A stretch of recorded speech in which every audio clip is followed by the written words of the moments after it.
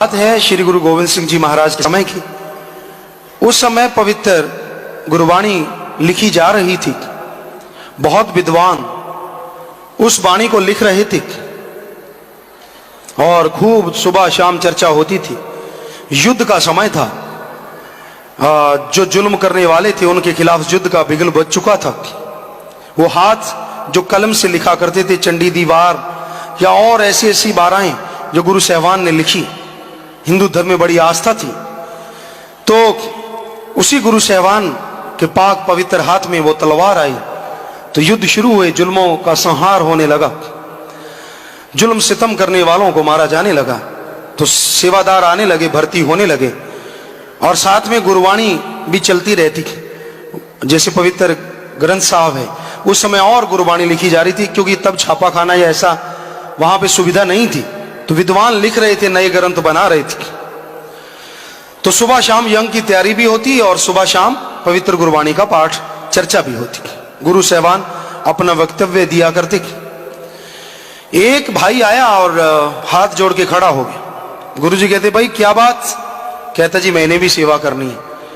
कहते, तीर कमान चलाना आता है? कहते, नहीं आता। तलवार चलानी आती है? कहता, नहीं आती। कलम चलानी आती है? कहता, नहीं आती। कहते, फिर तेरे लिए कोई सेवा नहीं।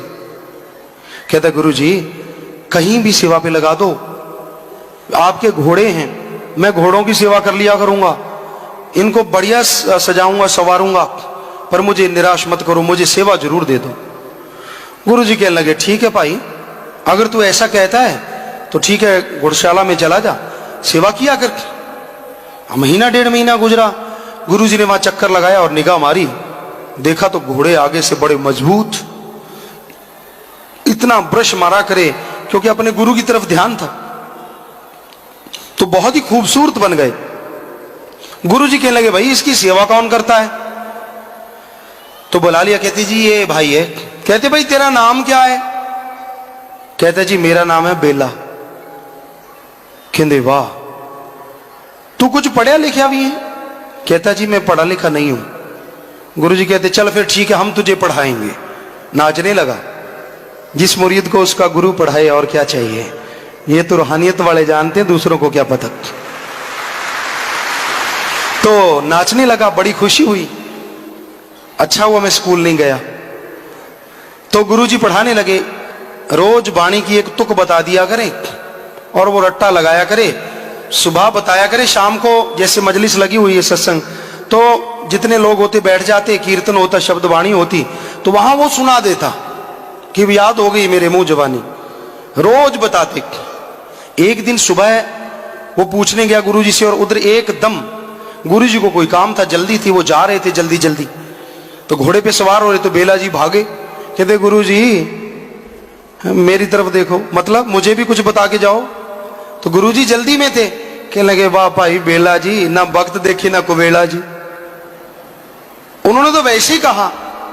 तो बेला जी कहता, जी सत वचन। उसने सोचा तुक है, तुकबंदी, क्योंकि वही सिखाई जाती थी उसको। लग गया घोड़े की मालिश करे। वाह भाई बेला जी, ना वक्त देखी ना कुबेला जी। बरस चल रहा है, घोड़े की मालिश हो रही है, सारे ताड़ियां मार रहे हैं, देख देख के वाह। तो उसको कोई असर नहीं, घोड़ा भाड़ा मस्ती में लगा पड़ा। वाह भाई बेला जी, ना वक्त देखी ना कुबेला जी, लगा पड़ा फटाफट। तो शाम हो गई, गुरुजी आ गए, समय हुआ मजलिस का, सारे बैठ गए। तो गुरुजी ने पूछा, भाई ठीक ठाक हो सारे? सारे हंसने लगे। गुरुजी कहते, हंसते क्यों हो? कहते, गुरुजी आज आपने भाई बेला जी को कोई तुकबंदी दी थी? कहते, ना भाई, हमें तो ख्याल में नहीं। कहते, ये तो पक्की करे फिरता है। कौन सी? सुना भाई। सारंगी सूरंगी बजी। तो कहते, बोल। कहता, वाह भाई बेला जी, ना वक्त देखी ना कवेला जी। वाह भाई बेला जी, ना वक्त देखी ना कवेला जी। सारे ताड़ियां मारने लगे। गुरुजी मुस्कुराए, बड़े खुश हो गए। कहते, जा, तेरी ये तुकबंदी दोनों जहां में मंजूर हो गई, कबूल हो गई, तेरा बेड़ा इस संसार सागर से पार हो गया। अब कपाट खुल गया, 10वां द्वार खुल गया, दर्शन होने लगे, नाचने लगा। उसको तो खुशियां मिल गई, लेकिन कई कई महीनों से जो हलवा खा खा के लिख रहे थे उनके गड़बड़ हो गई।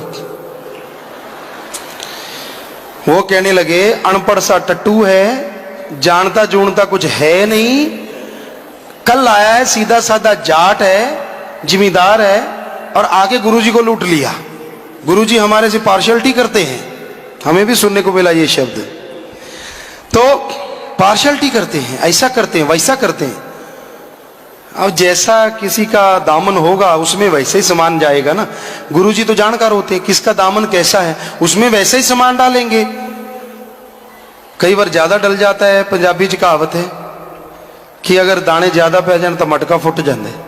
किसी ने चने ज्यादा डाल दिए थे और मटके को बंद कर दिया था पानी डाल के, तो वो फटाका बोल गया, दाने ज्यादा डाल बेटा, गैप रखा नहीं।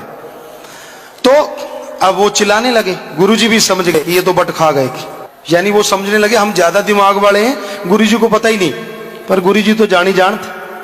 कहने लगे यही तो हम कहते हैं, आप पढ़ते रहते हो, सुनाते रहते हो, पढ़ते रहते हो, सुनाते रहते हो, वो तो भांग को नीचे डोलने जैसा है। कभी अंदर भी लेके गए हो, कभी अमल भी किया है। आप कहते थे ना कि इस ये कल दी भूतनी सिव्या चत, इसने हमारी जरा सी बात ही सुन ली और उसको ही अंदर बसा लिया, और आप कब से पढ़ने लगे हो, कभी अंदर बसाया कुछ? तो कहने का मतलब ईर्ष्या ना करो, संत पीर फकीरों के वचनों पे अमल करना सीखो, उनकी रजा में रहो। वो कहते हैं ओम हरि अल्लाह वाहिगुरु का नाम जपा करो। चींचरा करने से संतों को आप दुखी नहीं कर सकते, जो आपको भ्रम है। आप अपने लिए दुख पैदा कर लेते हो, अपने पांव पे कुल्हाड़ा मार लेते हो, किसी का जाता कुछ नहीं। तो इसलिए ईर्ष्या, नफरत त्याग के मालिक की अल्लाह राम की तरफ ध्यान लगाओ।